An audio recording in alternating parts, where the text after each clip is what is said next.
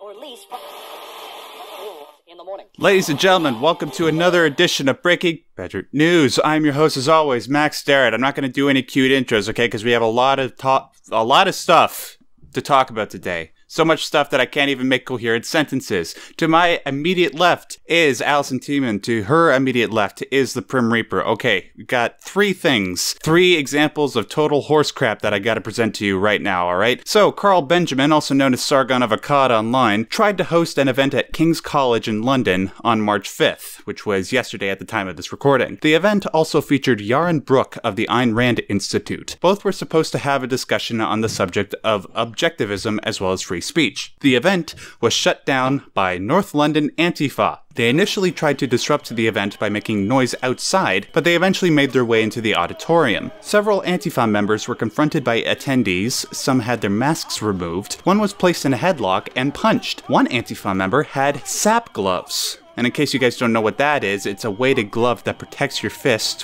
while punching. The National Student reports that protesters set off smoke bombs, flares, and the fire alarm. It also reports that a security guard has been hospitalized with head injuries. Moving over to Canada, Jordan Peterson also tried to host an event at Queen's University with another professor named Bruce Party. Several agitators tried to disrupt the event as well. The following are tweets about what happened from Jordan Peterson's Twitter account. Quote, "Dozens of people banging on the stained glass windows like barbarians at the gate, accosted by a small in-your-face group of angry screaming individuals, so to speak, who followed me and the others a block to the parking lot."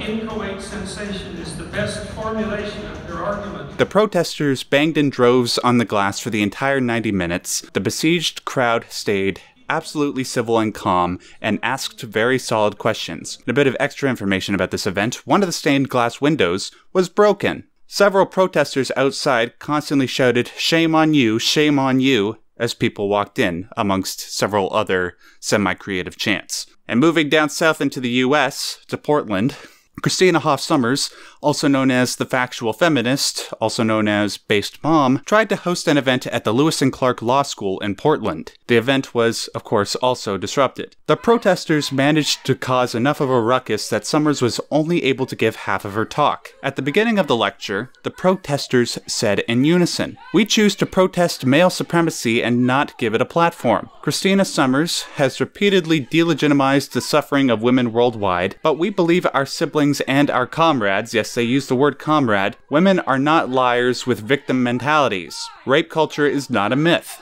Microaggressions are real." You can only get this sort of thing at a Portland university. "The gender wage gap is real. Trans people are real. Trans lives matter. Black lives matter." By the way, the woman who led the chant had a jacket with the words "Stay woke" on the back. The protesters broke out into a song with the following lyrics: "No platform for fascists. No platform at all. We will fight for justice till Christina's gone." They couldn't even make a decent rhyme. The diversity dean approached the podium in the middle of the talk, asked her to wrap up the speech and take questions. Now, Alison. First of all, I want to actually give props to Sargon, Benjamin, because it is a very brave thing to do what he did with this liberalist idea, with moving away from his bread and butter as a YouTuber to actually stand for something rather than tearing something down. That takes a lot of guts. I think that's something that should be recognized, that it does take a lot of guts to do that. And I'm not sure if I'm sold on the principles of aspects of liberalism that he's presenting forward.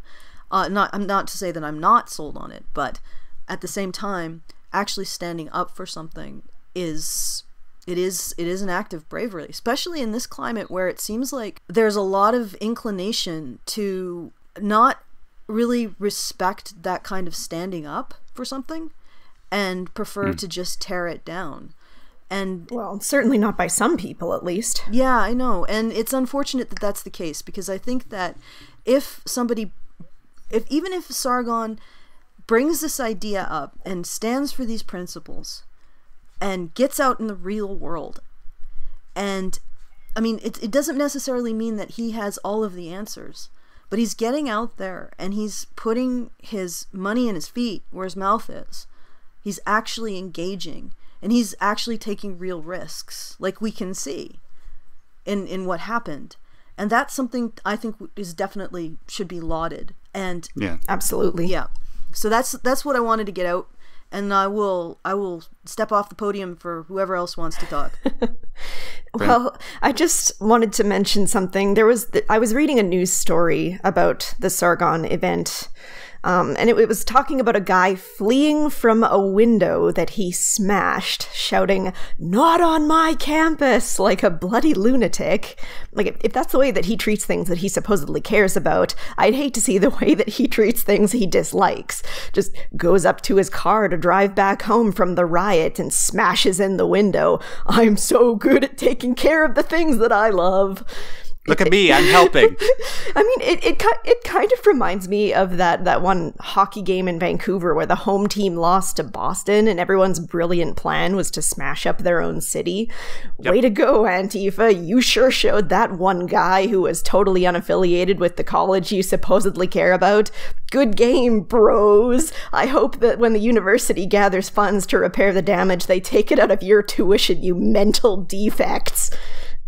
Sorry, this whole thing really rustles my jimmies. Yeah. In respect to what you said, Alison, obviously, like, I understand a lot of people's apprehensions because the idea on the surface sounds kind of ridiculous. You know, a YouTuber trying to start up some sort of a political party. Yeah, I understand. And, like, there's some irony behind his individual thing and he trying to arrange a collective. But just put that aside for a second. What else? Who else is actually doing something?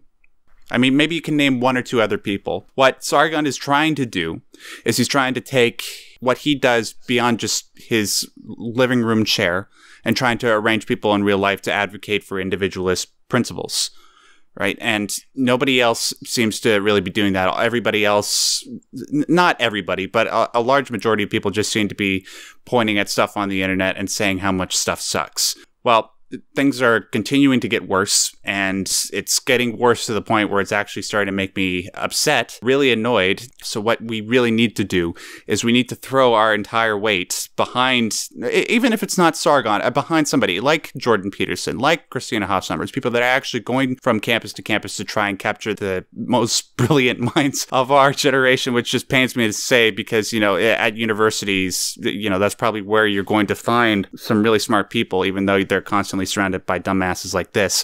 But what else are we going to do? Well, I mean, like, you can try also to take small steps that you can as individuals as well. I really, really think that it's important that more people start even doing small actions.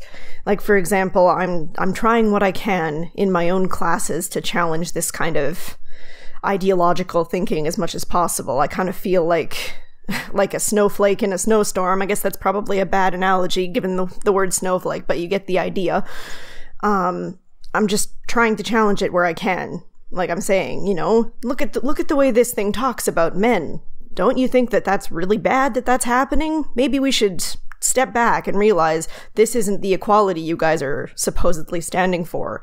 And I've actually had some positive responses to that. And I think that that's a good thing. I think if more people stood up against this, if more people spoke out and challenged this kind of thing, these people would realize that they don't hold the dominant views of our society. They're just the loudest. Yes, that's the classic, you know, Western story. It's one individual standing up against a collective of 100 or 1,000. You can be that individual. You can be a true hero in our times. That's what, you know, that's the type of archetype that we here at Honeybadgerradio are trying to emulate. I don't know how successful we are, but, you know, it's something that we're trying to do. And that's what people like, you know, the three that we mentioned on this show today are trying to do. So hopefully, you know, just if you just make that decision to actually speak out, to speak truth to power, maybe you can actually do a whole lot more than you possibly realize. Maybe you can change the minds of thousands of people. Or even just a couple of people, really. Yeah, that's a lot better than doing absolutely nothing. Yeah, even if you start small.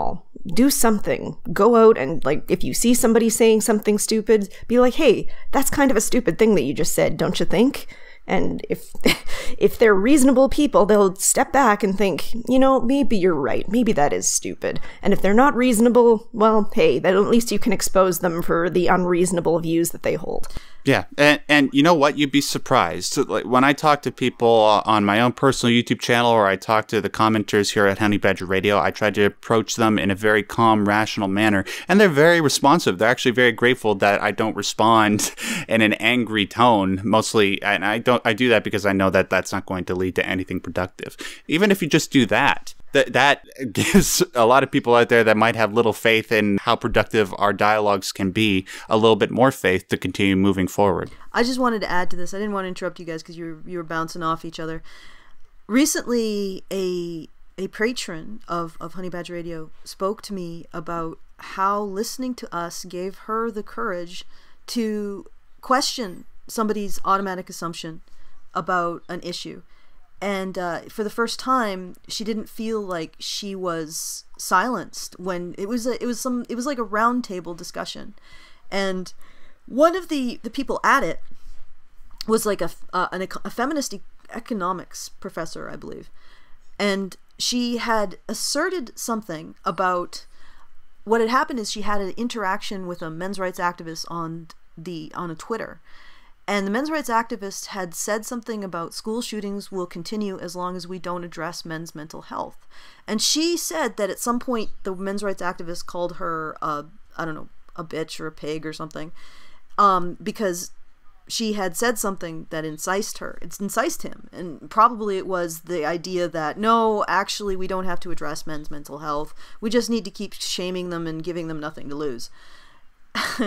And so she actually spoke up in this instance, even though there was a very dominant personality, an academic in the room who supposedly knew her stuff and should be able to speak on these topics. This patron was actually able to speak up and say, no, I disagree with that. I'm going to explain what this man meant. And she said she used talking points that me and Mike had developed, and she was able to get to the point where at the end all the feminist economics professor had to say was, I guess women can be MRAs. But good for you for standing out. Yeah. That's exactly what I'm talking about. Yeah. That's an absolutely remarkable story, and thank you so much for showing that, Alison. That's exactly what we're talking about. It's much better to actually go out there and do something for yourself than to actually just say, oh, well, this is just a stupid idea because it just seems so ridiculous to you. Instead of just trying to tear that person down, why don't you just try to throw your weight to try and make something ridiculous actually happen? Let's actually do something to prevent people like this from disrupting important events where we actually talk about the importance of free speech, where we actually talk about the importance of exchanging ideas, whether they're good or bad. At least we know who have the bad ideas and who have the good ideas. So that way we can let to quote Jordan Peterson, that way we can let bad ideas die instead of ourselves. Because first, today, it's just a broken window. Today, it's just smoke bombs and flares inside of a college. Which is plenty bad enough. Do you want it to get worse? No. Let's take it upon ourselves to see what we can do in our own community. Whether it's something as small as just going up to somebody that you know is somewhat ideologically opposed to you and having a calm conversation, or if you're a university student and trying to organize events and make sure that they don't get shut down and make sure that you have the proper security in place. It doesn't matter. Just do something. And here's something I also want to say. Almost every human being on this planet is a human being. I know it's a surprise and a shock to a lot of people, but very few people have genuine bad faith or bad intentions. There is a kernel of humanity in all of us. That's why we call ourselves humans. So, agreed. When you're doing this, when you're calling out bad ideas, just don't say they're bad people. They're bad ideas. They may be bad actions. They may be bad behaviors, but they're no bad people. I genuinely believe that people are good. Maybe I'm naive. Maybe I'm a complete Pollyanna. No. If you're naive, then I am too. The path to hell is paved with good intentions. Oh, okay. That's what you're trying to say, right? Well, well, you could say that what I just said was a good intention, Max. In which case, that was a bit of a bant there. Oh, no. That's not what I was trying to say. Oh my God, I'm wounded, Max. I'm wounded. Oh, it was so inspiring. It's okay. See, that's the beauty of doing this stuff pre-recorded, because we can edit it out. Don't edit that out. Don't edit that out. That was adorable. I know that's not what you meant, but yes. Okay. Yes, some people take their good intentions way too far. Some people just can't seem to see that the people that they've labeled as evil aren't. No matter what, we get into this state of mind where we're convinced that a group of people or a person is evil, and we never question the logic of why that is. And sometimes when we question the logic of why that is, it dissolves completely. And we need to do more of that. Remember the humanity in people. Yeah, we need to do more of that in our life, to remember each other's humanity and try to seek it out.